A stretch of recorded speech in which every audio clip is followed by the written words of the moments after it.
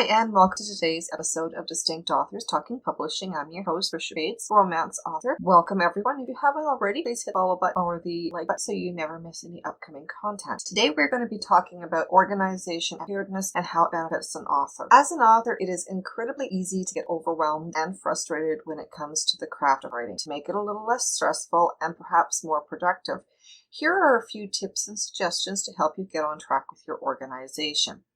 The first step in getting organized is to write is to understand. It isn't always about making sure you keep a tidy workspace or a note for yourself. You have to be mentally prepared to gauge organization and being prepared. Success is a state of mind, not simply a physical manifestation we can engage or push aside when the mood strikes us. As an author, one of the most prevalent scenarios is having a book you're working on. Deadlines are rapidly approaching and you need to get the first draft, the revisions, edits, etc. done, as well as getting time for your promotion, for the back library, and more. Yet, you imagine, if you will, you sit down to write and you can't find what you need. Or worse, you have no idea what is going to fill your time as you haven't made any plans for promotion. How do you overcome this potential for disaster? Being organized, being prepared, planning are all vital aspects we as authors need to embrace. Now, there are some of us, myself included, who do not plot out a book. Oh, we may take down some notes, do some character interviews, figure those minute details, but to actually sit down and plan out every aspect of the book, nah. In truth, this can be a hindrance when it comes to being prepared and organized. But for those of us who are pantsers or people who work without a concrete plot, it's a normal state to be in. It doesn't mean we can't be organized, can't prepare our writing and our minds. We just go about it in a different manner. So how can we as authors get ourselves to the point where we are able to meet the demands of our writing career? Life is messy, it's cluttered, and one of the ways to ensure success is to get ourselves organized. How this looks is different for everyone, but there's a few general tips for you to work with to get started. Before the start of any project, I recommend you take the time to figure out a few details. These are going to be the starting point for you to write. What is the idea you're going to write about? How many words are you thinking the project will be? Is it a novella, a novel, a full-length book, etc.? And now I'll have the word count for each in the description box for those who are interested. Logging your word counts is important as well, especially if you don't get back to your writing for a day or so. Knowing where you were and where you need to go can help you keep on track. It also provides encouragement and a clear pathway for when you're writing. But don't get too hung up on your word counts. They act as a guiding light or a directional force, but are fluid, and you may find you need more or less words depending on the story and the goals that you set. Knowing when you're looking at having the first draft finished is important. This allows you to have an idea of what word count you're going to need each day to reach your goal. I tend to give myself 2 dates for completion. One which is the optimal date, and another which allows me to have a little leeway in case of unforeseen circumstances. Also, giving yourself a firm date for revisions and edits is key. This keeps you on track and encourages accountability. I also set time frames for the space allotted between the completion of the first draft and the start of revisions.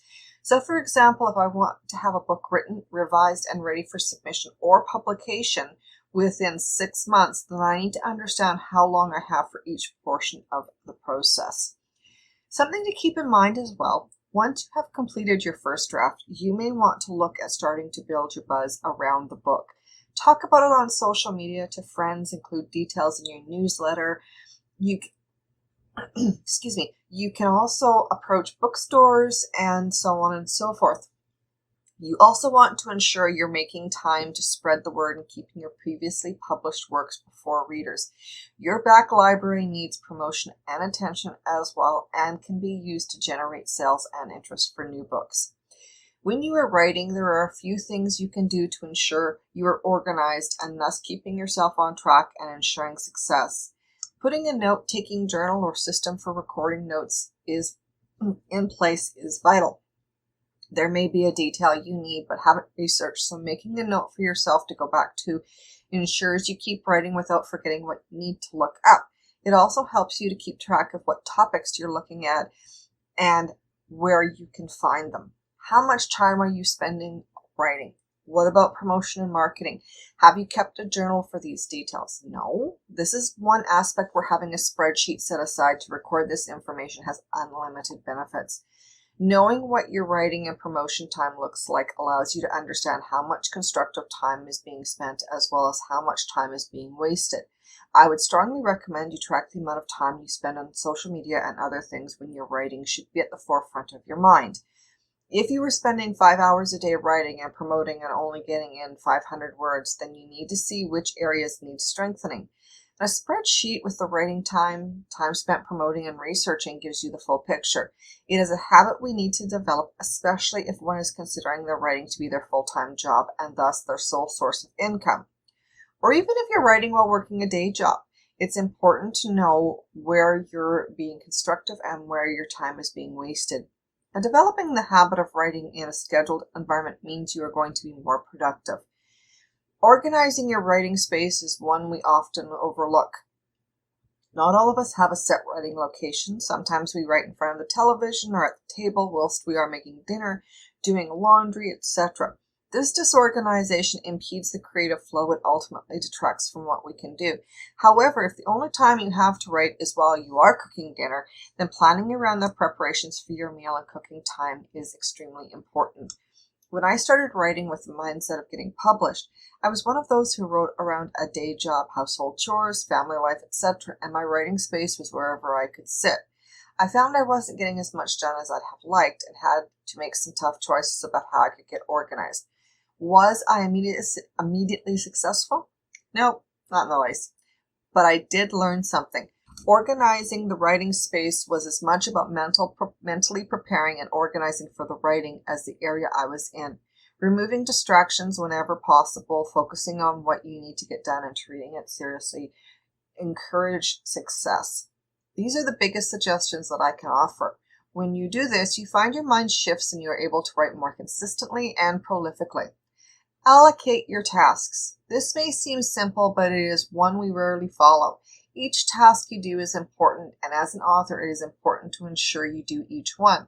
So if you are looking at your daily plan for the tasks you need to do, allocate time for each of them. One thing I have found is if you set aside a day to pre-plan and schedule promotional posts, you are able to free up time later in the week for other tasks which are just as important. Planning ahead for the task is just as important when you're allocating tasks. Prioritizing each task will also ensure it is done and you are able to move through your list of tasks seamlessly. Owning your writing tools. Do not let them own you.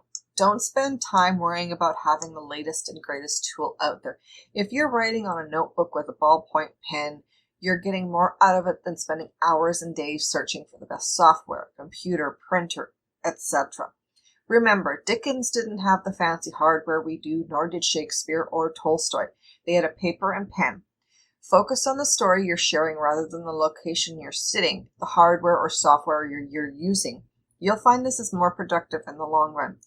And then track the expenses you incur with your writing. Keeping track of these expenses will give you a good idea of your expenditures and how you are doing when it comes to the payments you will be receiving. Having a spreadsheet or account book with expenses and payments in it gives you a full picture of the costs and rewards of writing. This will also help you when it comes to figuring out how much money you need to make versus how much you are making. As well, having the details on hand will help you at tax time because you will be able to do write-offs. Expenses are more than simply advertisements. You want to record every dollar you spend when it comes to your writing. If you buy a book, include it. If you buy a pack of pens, include that expense. Hosting, domains, websites, all of those web details should be included in your spreadsheet as well. When it comes to being organized and being prepared, I'm a huge advocate of using spreadsheets because they are so customizable. Of course, not everyone likes them, and you may find a different method which will be working better for you. I hope these tips and suggestions will prove to be helpful for you as you move forward with your writing. Thank you for taking the time to be with me, and if you haven't already, please hit the follow button so you never miss any upcoming episodes. I thank you in advance if you do.